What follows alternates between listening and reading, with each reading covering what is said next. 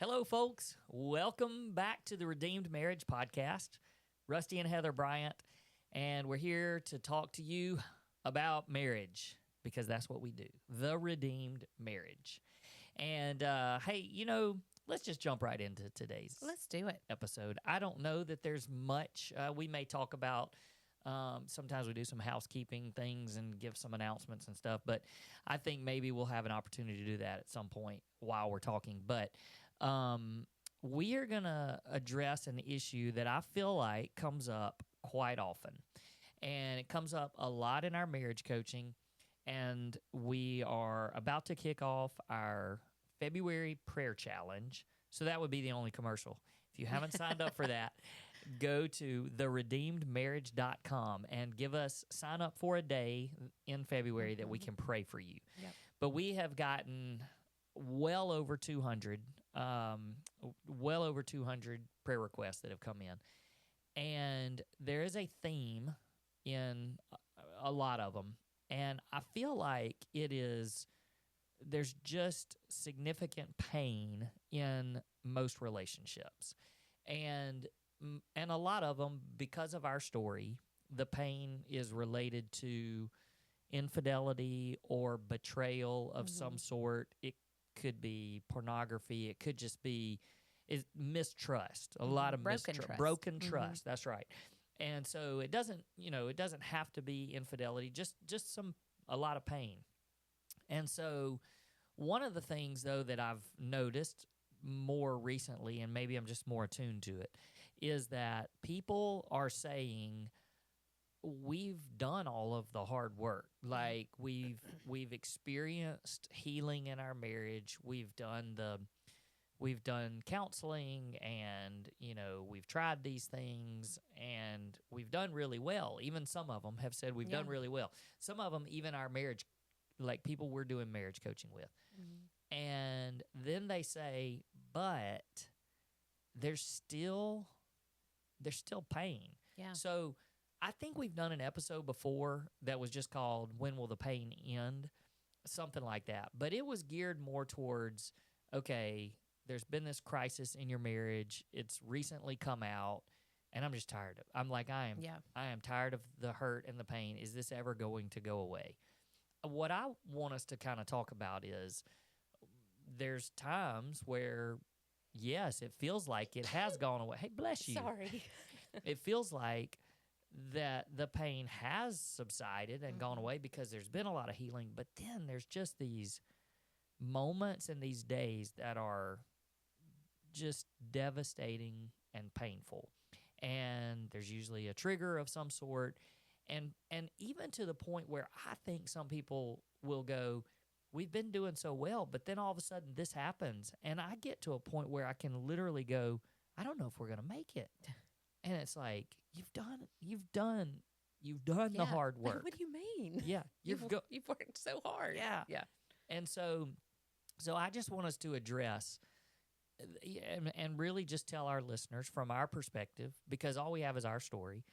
And from our perspective, does that pain end, and when? And if it doesn't, how do you deal with it, or when things come back up? And the other thing that I want to be really sensitive about is that this doesn't just address the betrayed, because I know that that's the obvious pain point and the obvious thing that people look at.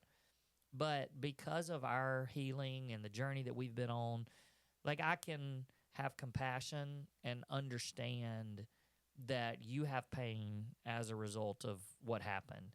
And even though people may look at it and go, well, it was She deserved it. She deserved it. It's her fault. I don't see it that way now. I mean, there's obviously times that my flesh rises up and wants to think that, but there's ways that I cope with that as well. So, there's my intro. Any opening thoughts there from you, Heather? Well, I was thinking when you were talking that one of my favorite examples that you give is from The Blacklist, where the main character, his fiance, is murdered, and the main character says, "What can I do to help you?" And he says, "Give me the killer's head on a platter." And he literally does. And in the note that comes with the guy's head, yes, delivered in a box, like by the mail. That's right. Or somebody. Yeah. Somebody delivers it. Amazon. To them. Yeah. Somebody delivers it to him, and he opens it up, and literally it's the killer's head. And there's a note from Red that says, in the note, it says, "I know this hurts. I know this is painful. And it's the first thing you think about every morning. And I know it is. And it's going to be the first thing you think about until one day it's not." But just because it's not the first thing you think about doesn't mean that you don't think about it. It gets easier and it gets easier. Like through 13 years, it has gotten easier. Like your pain is like tiny compared to the day you found out. My shame, now you can let the enemy, That's get right. you. But as long as I'm keeping my thoughts captive, taking those thoughts captive and making them obedient to Christ, then I can, even in my shame and guilt, that pain gets less and less and less and less, but it's still there. And, I was walking with somebody, I guess it was the other day, this past week, I was walking with somebody and just, meeting, kind of doing a mentorship with somebody close, in town.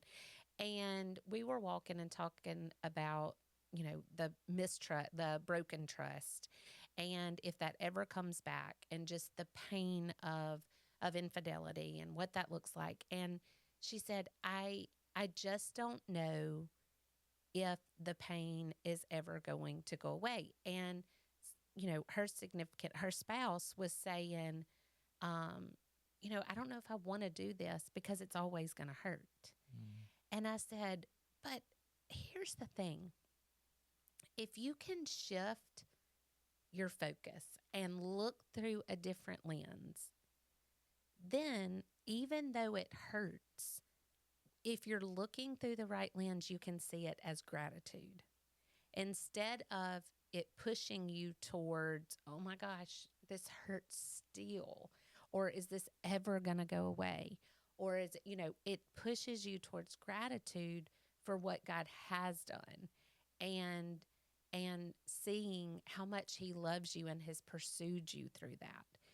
And I challenged her. I said, I want you to think of this as something that tethers you to the Lord. Because here's the thing. If I could do it on my own, if I never hurt, if the pain never showed or reared its ugly head, then I wouldn't have a need for God. Like if I could do it on my own, then I wouldn't have a need for him. So it's almost a gift that he reminds us, hey, this is who you are without me.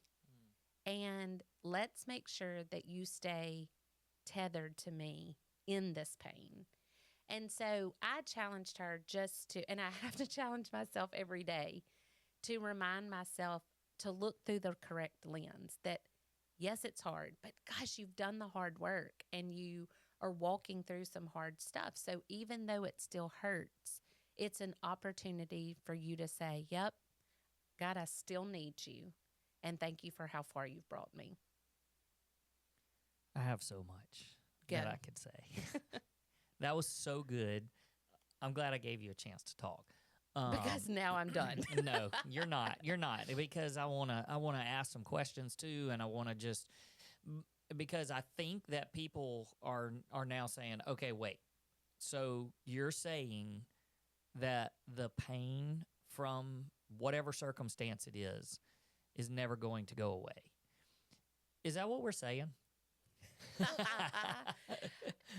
I mean, come on. This is honesty policy. That's right. I mean, the pain, like, we're human. When God forgives us, he cast our sin into the depths of the ocean, scripture says, and as far as to the east and to the west, and he forgets it. but we don't have that. Mm. We don't have that ability. Mm-hmm. Like, we're human. Mm-hmm. You can't forget. And so anytime you're reminded, it hurts. Mm. But again, that goes back to how you look at it. You know, I don't know if we've said this on our podcast, but we actually lost 2 babies before we had Luke. And I don't think about those babies often. I mean, like, it's not like the miscarriage comes into my head a lot. You know, I wasn't very far along. I was 12 weeks with one and 8 weeks with the other. And so it's not like I, held a baby or anything like that. And I mean, it doesn't make it any less painful. It still hurts. But when I think about, I hear somebody has a miscarriage and I'm reminded, it still hurts. Mm-hmm. Like, and now, do I go, gosh, if I had had either one of those babies, we probably wouldn't have Luke and Logan, Do I think of gratitude and thank you that I was able to have 2 healthy children, and it spurs you on, but you can choose, hey, I'm going to get stuck in this pain and camp here and throw myself a little pity party if you want to. Yeah.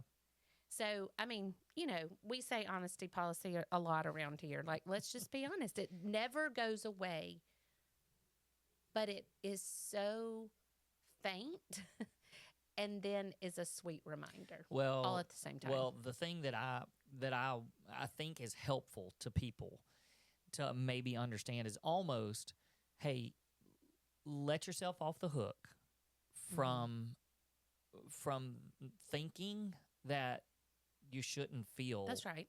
emotions and pain related to it. You shouldn't be over it. Because I think what happens is that we go through this process and we talk about healing and we hear, stuff about healing. We go to conferences and we could go to marriage intensives and we could go to counseling, and we see it on this linear timeline, this linear plane of, well, this is when it happened.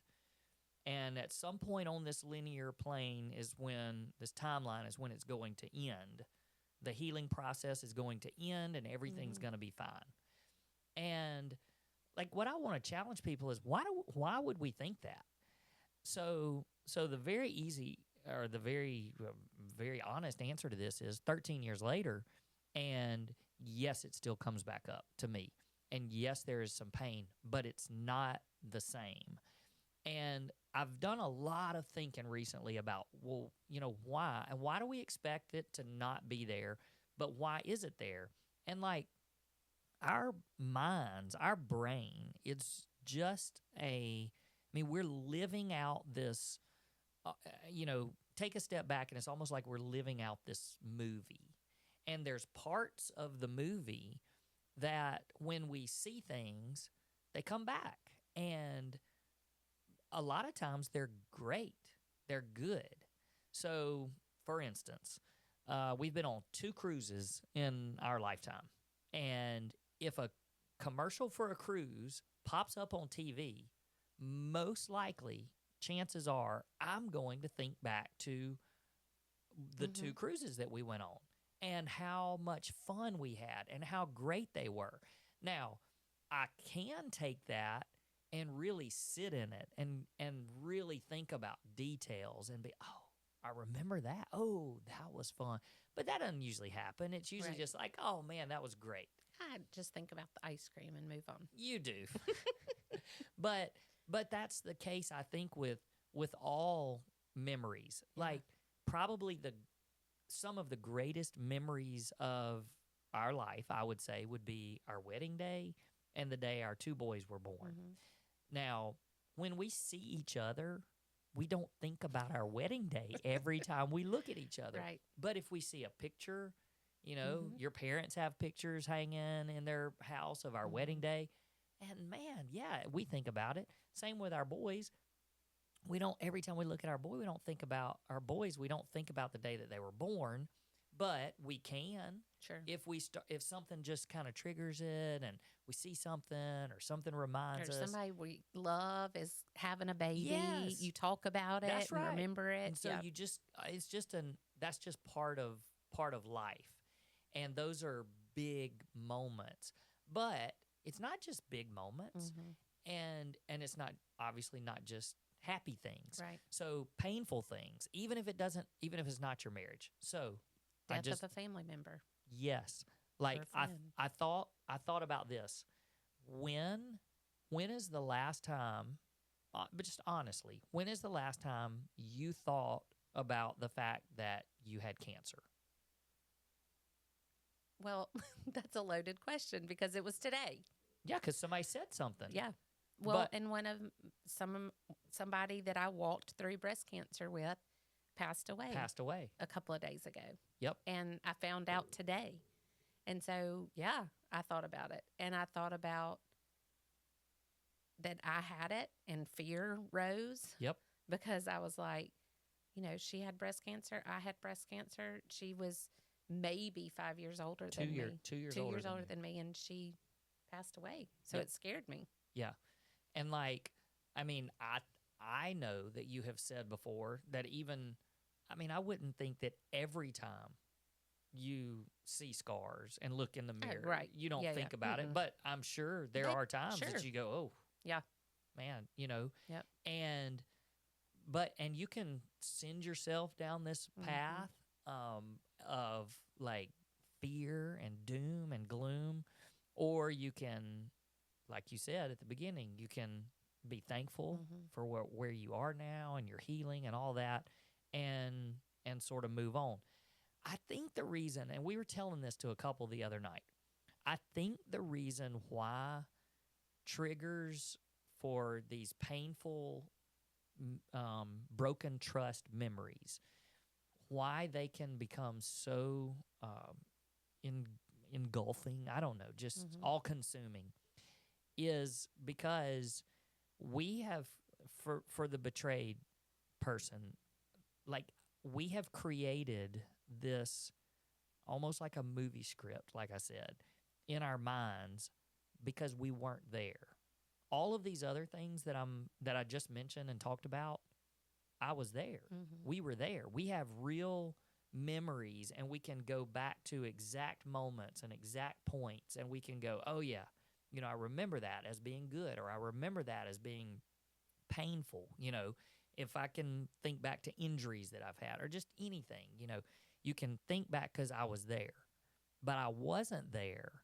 And so what that causes me to do is, when you confessed to me and you told me pieces of the story, then I spent countless hours, days, weeks, months trying to connect the dots and paint this picture and create this. So the mental capacity and the amount of space that took up in my head might outweigh anything else in my entire life. I don't even want to say might. It does. The amount of thought that I put into those moments and that period of our life far outweighs anything else. So because of that, it's like, how could I ever think that I'm not going to think about that? Like it holds the most like mental capacity Still? for.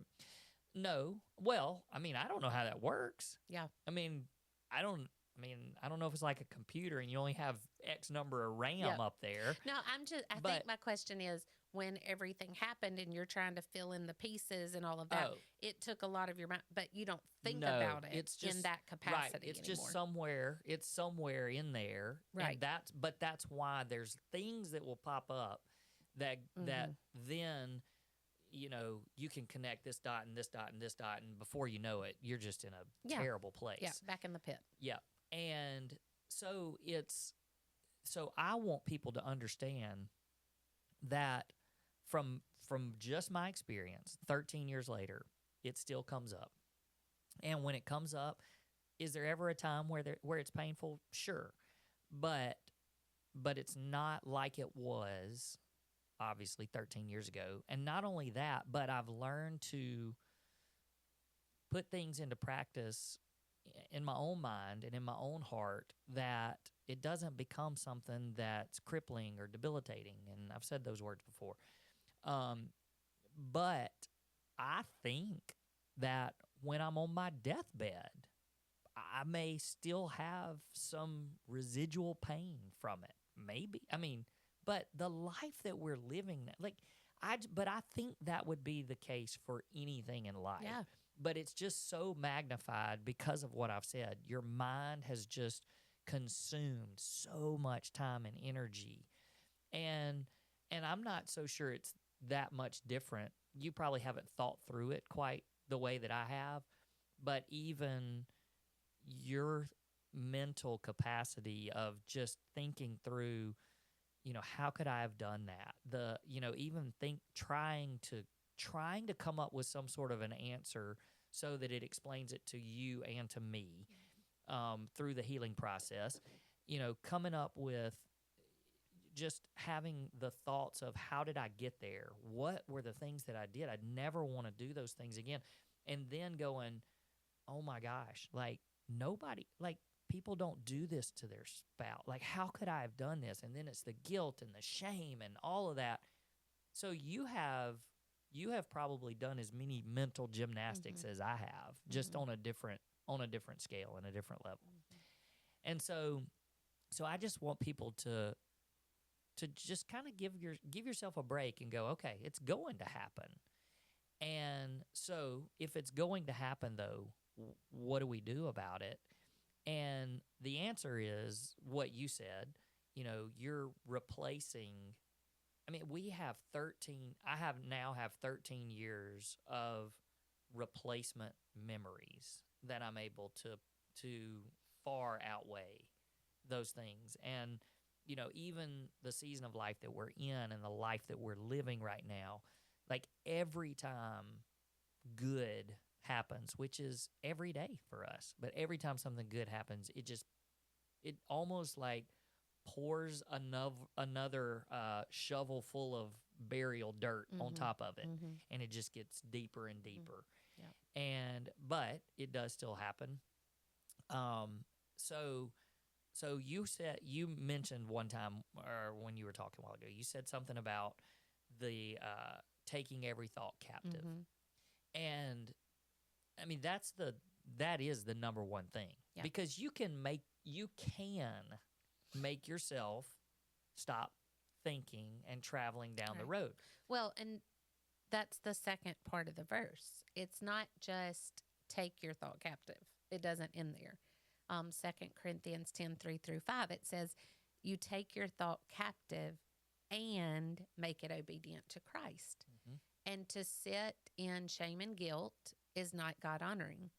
To sit in pain and woe is me is not God-honoring. And so you have to take it captive, the thought captive, because the thought coming into your head is not a sin. It's normal. Like, that's our flesh. But then you have to take it captive and say, okay, like, I'm going to make this thought obedient to Christ. And for me, my personal experience, the best way to do that is gratitude. It just puts out the fire for me. And so I look through that lens and say, God, help me to remember the good that has come from this. Help me to remember how you rescued me from this. Help me to remember that this place is not my home. You said a while ago, you said it's kind of like watching a movie. And when you said that, I was reminded it's kind of like watching a movie, but you know how it ends. Like, let's just throw out the basketball game the other day. Oh, it was a good one. Shut up. So Alabama played Ole Miss. Alabama was number 4. Ole Miss was number 21. And, I'm an Alabama fan. He's an Ole Miss fan, blah, blah, blah. So we're watching the game, and I had all the confidence in the world that Alabama was going to win. I was like, we're going to win. It was in Tuscaloosa. Like, what in the world happened? Well, we didn't win. But we were nervous, and we were back and forth, and I was like, oh, my gosh, I can't believe it. And, but let's just say we went downstairs, and the replay was on. Ooh. No. You want to do that? I would turn it off. But if it was, I wouldn't be anxious. Right. I wouldn't be, because I know how it ends. And you really wouldn't even be all that mad No, about it. I because mean, I know how it ends. it may stir some Yeah. stuff up, and you're like, oh, I can't That's right. believe that. That's right. But I know how the ends. The game ended. And for me, that's such a picture of hope in this life. I mean, we have such hard things we walk through. We have pain, we have hurt, we have joys, all the things we walk to, but we know how the story ends. Like, we have hope in a future and a God that all will be well. And scripture says there will be no more pain, no more tears. And I just feel like if you can't look through with gratitude, it's knowing that this isn't the end of our story. I know that went really, really far in the thought process, but there are days where taking it captive and making it obedient to Christ, that's where I have to go. Well, people sometimes will say to us, I can't do that. Like, that's not how I'm wired to take a thought captive. Like, we've heard people say that. And I was thinking about that today because I was thinking about that verse. And the verse says to take every thought captive and make it obedient to Christ. And then it doesn't say, however, some of you are not capable of doing that. And if you can't. And so you need to take this alternate route. It doesn't say that because there are obviously things that some of us are not good at, and we have to put it into practice. And that's what that is. Yeah, but not only that, some of us can't do it alone. And so you have to say, God, help me to take this thought captive. Just what you said at the beginning, it tethers us to the Father, where we have to say, I can't do it by myself. Right. And I got to have some help. And so, but it's not just throwing up your hands and going, well, that's not how I work. So that's not how I'm wired. So when I start thinking about it, I'm just going to think about it until I go into a pit. Right. And so what does that mean, to take it captive and make it obedient to Christ? Well, for me, I know what it means and I've got a perfect example of that. So some of y'all might be thinking like, and especially people that don't, that were not betrayed, but did the betraying. They're like, what happens to make you think about that kind of stuff? And you know, I can sit down and talk to anybody that's been betrayed, and I can say, hey, you know, is there a pattern? Is there something? And almost every one of them will say, no, nope. There's no pattern. It's just like something happens. So, for instance, you mentioned that somebody had come to walk with you, and you told me, you said, hey, when I come home from work, I'm going to go walking with somebody. And I was like, sounds great. Well, I was at home, and you had told me a time, and you weren't home. And so I was actually doing the dishes. Bonus points for saying that. You're bragging. I was doing the dishes, and I just thought to myself, I was like, okay, what am I going to do if she shows up? Because I'm obviously not going to let her in the house. Sure. So I would probably, you know, step outside and tell her that, but that's not where my thought stopped, because then all of a sudden I started having some memories and some triggers of somebody coming to our house and you going outside and me walking by and going, well, that's weird. Why is he here? And then walking outside. And so do you see where I connected it just started connecting these dots from nothing, like literally. And so when I look at it that way and think, people can take all of these very small and you're going right now in your mind, you're going, what is he talking about? And that's the thing too, because those thoughts never go away from me, and you never think about them, right? Because it doesn't matter. Like, those things don't matter. And then there's this part of me that I can even go into a deeper pit where I can go, I wonder if she ever thinks about that. Like I can literally think to myself, that specific incident, I wonder if she ever thinks about it. I wonder if she's ever thought about it. And if she does, where does it take her mind? And the reality is you don't, but it can. So you, back to your question, what do you do when that happens? Well, I just immediately was like, hey, what? I mean, why am I thinking this? Like, this is stupid. That's taking it captive, going, no. Like, I'm not going to continue down this road of, well, then what happened? Or Yeah. what was the motive? You know, you can just go off. And so that's taking it captive, going, no, no, no, no, no. Like, I am stopping that. So for me, that's taking it captive. Very simple. Just stop. Like, stop it. Like, stop it. That's right. But then to make it obedient to Christ, I'm not even kidding. And I didn't do this consciously. It was subconsciously. But as I was washing the dishes, I literally realized, I was like, I'm smiling. Why am I smiling?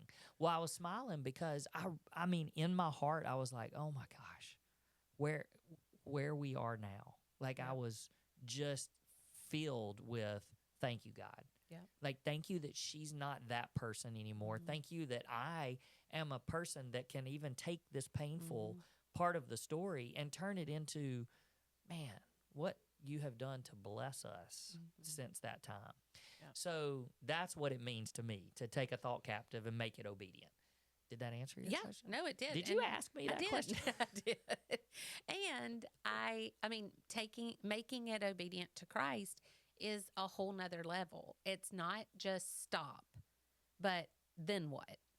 And it's choosing to honor God with your thoughts. And I've said this twice on this podcast, so you can probably fill in the blank. But for me, that's gratitude. So, it's how I'm able to do it. I feel like this is one of those topics we could really talk about forever. I want to finish by saying one last thing, and it's something that we could probably, have an entire podcast episode about. But part of this understanding and this healing of, and really the understanding of knowing there's going to always be some triggers, some thoughts, some pain that's going to come to the surface. My spouse, whether they were the ones that did it or not, they're going to have the same thing. Well, you understand that, both of you, about each other. And then you understand we're on this journey. Like, this is, like, forgiveness has happened. We trust each other. We love each other. But we're on this journey together. And when it comes up, like, I know that 90% of the time, 99% of the time, you're going to deal with it internally. I'm going to deal with it internally. But if we can't, like, it's okay. Like, it's okay for you to say, man, I was just feeling a lot of shame and guilt today. Can you pray for me? And instead of me going, oh, Lord, well, it's your fault, you're the one, or if it was me and I said, gosh, something really just got me today, and you just go, oh, is this ever going to end? Right. Well, the reality is no, it's not. But the beauty of it is that it's a journey, teamwork, together, and all we're doing is chasing the same thing. We're chasing sanctification.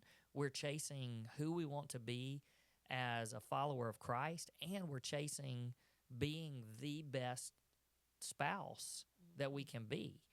And however that looks, it's going to be done together. Yeah. And I think that's the thing that we have to put out there at the very front and chase after it. Yep. Okay. Hey, hope you guys enjoyed this episode of the Redeemed Marriage Podcast. And if you haven't already, go sign up, theredeemedmarriage.com. Click on the banner at the top, sign up for a date that we can pray for you, and it will be an honor to do that. So, until next time, peace.